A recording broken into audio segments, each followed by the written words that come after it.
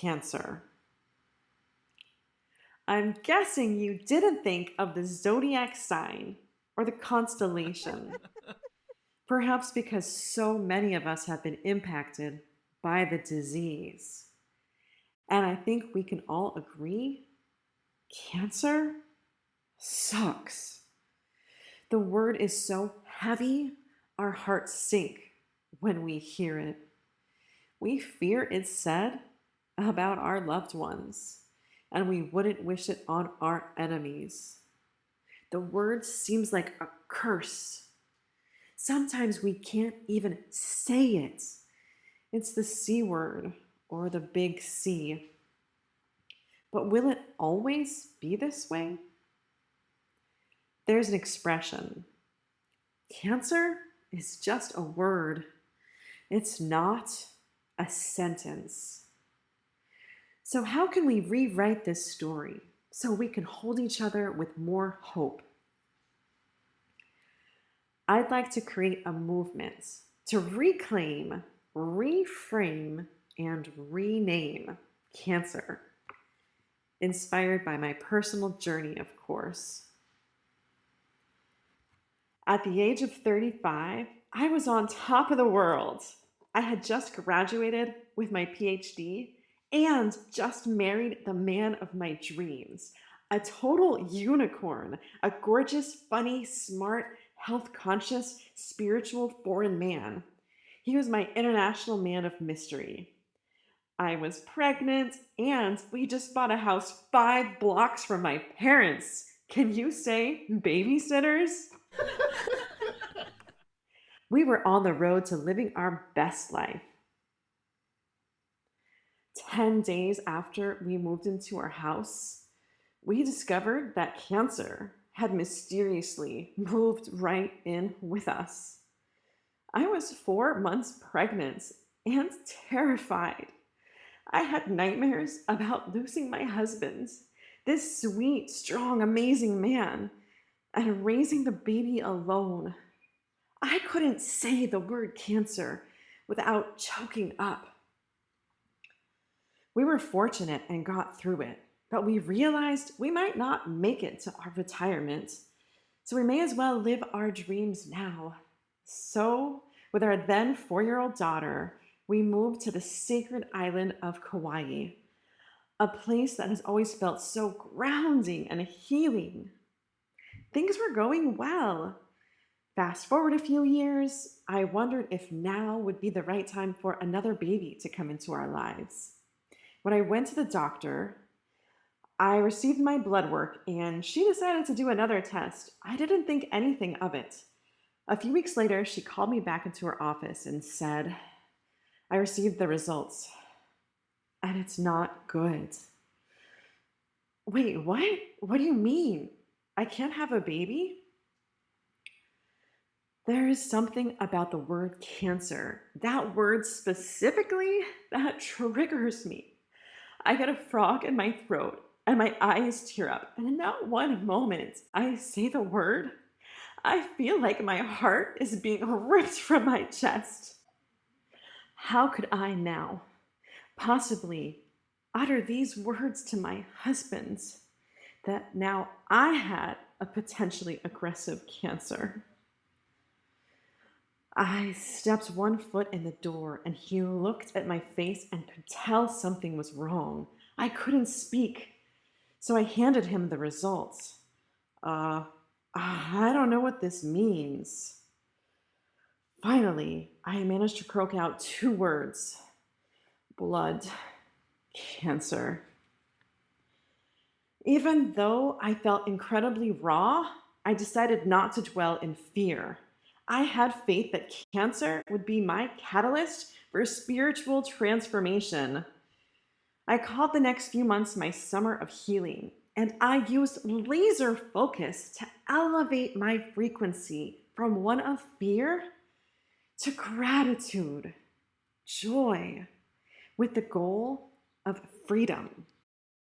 After I was able to do this for myself, I became a cancer coach to help others. People are often surprised when they learn that younger people get cancer too. But cancer is more common than you might think.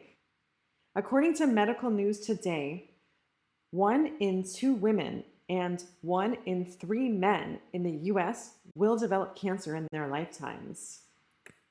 Some researchers from the UK now predict that for those of us born after 1960, it could be over 50%. If nearly half of us might have it, why are we so uncomfortable around it? I believe it's because we are stuck in fear. We associate cancer with death and dying. And I believe this is because cancer is a term left over from much earlier times when there were no effective treatments and cancer was a death sentence. And this historical language link keeps us tied to before the Dark Ages. Does the word cancer even make sense? Most of us don't know where this term came from. Sure, we know the constellation and the astrological sign, and we know cancer is a crab. But you may not have heard that Greek physician Hippocrates, around 400 BC, was studying people with the disease, and he named it karkinos, which in Greek means crab.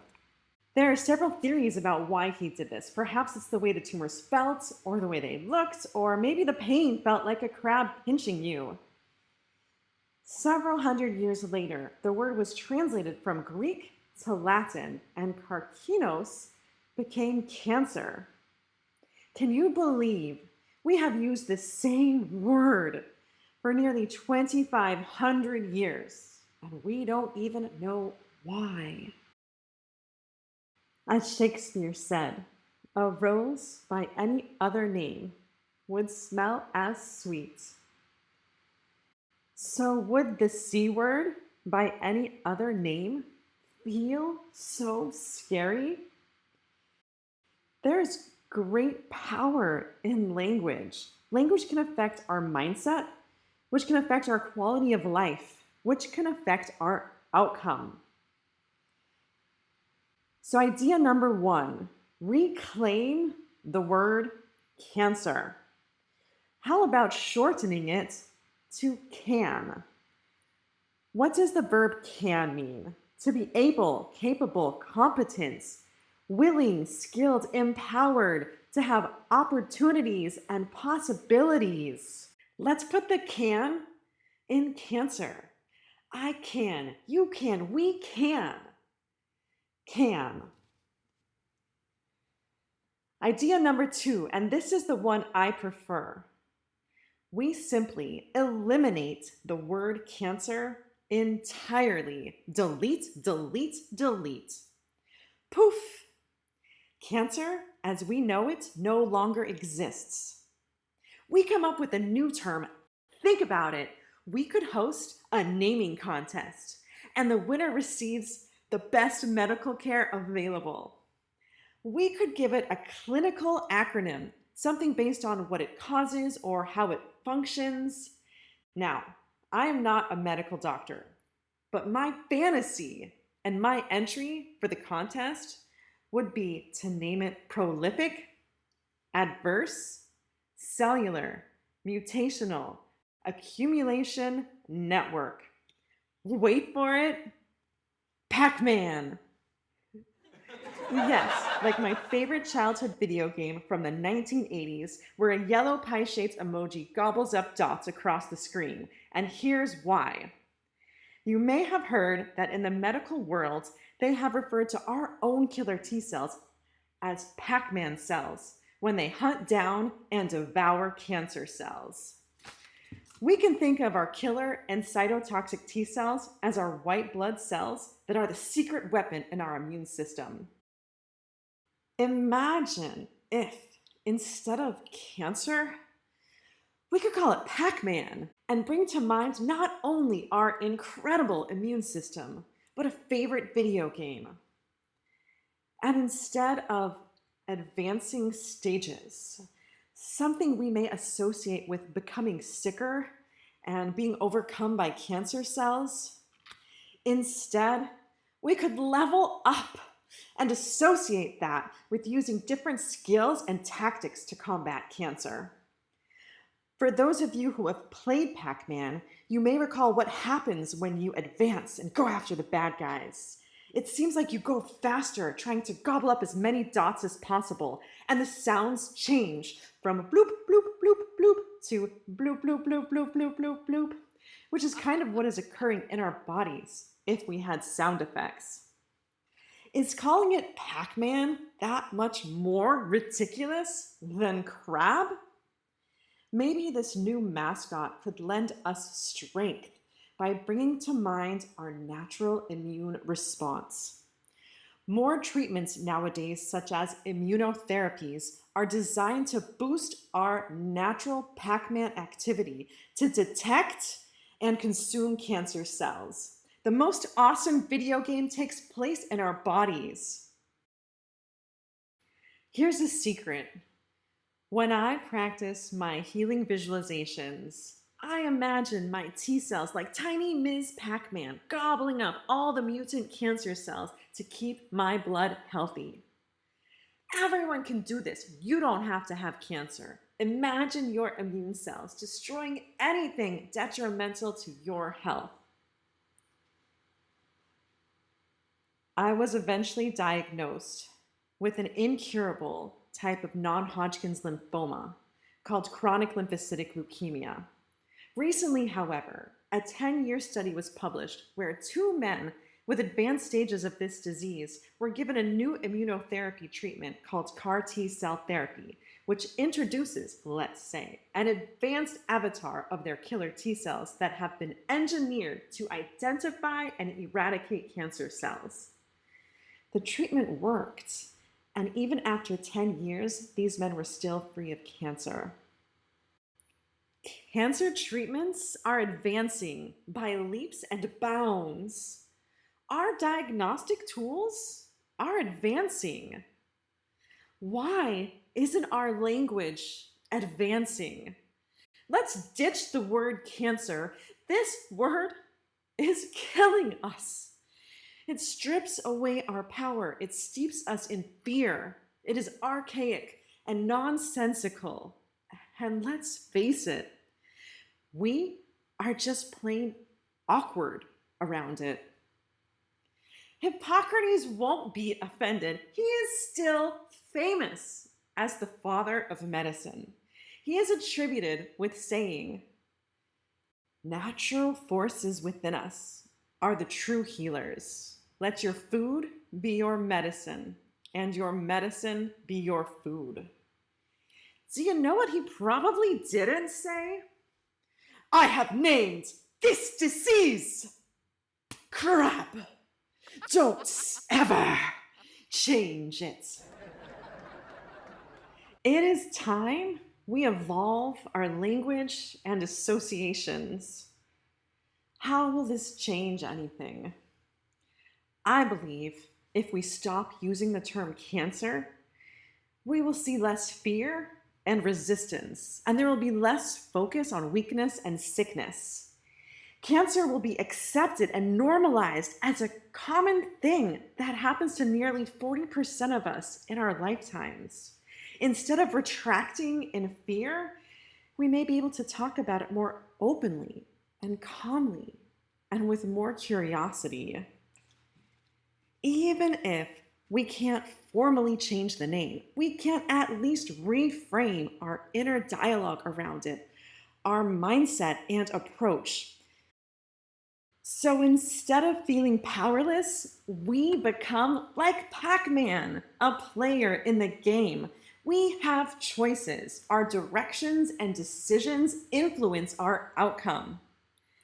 This can lead to having more empowerment in our treatment options, more focus on our health, and more hope for our outcomes. So the next time you speak to someone with a cancer diagnosis, instead of feeling awkward and not knowing what to say, tell them about this talk. Ask them what they think of the names Can and Pac-Man. This is how cultural shifts start. one person talking to another, sharing thoughts, care, and hope. Let's leave the word cancer for the stars. And yes, even if we change the name, it will still be what it is. It will still be inside of us, growing in more and more of us. It may still be a leading cause of death, and it will still suck. But if we can change the narrative and bring it into the 21st century, maybe we can lighten it up and infuse it with hope, so we can focus on our healing and not the disease. Make it less of a sentence and more of a period we are going through. Thank you. Thank you.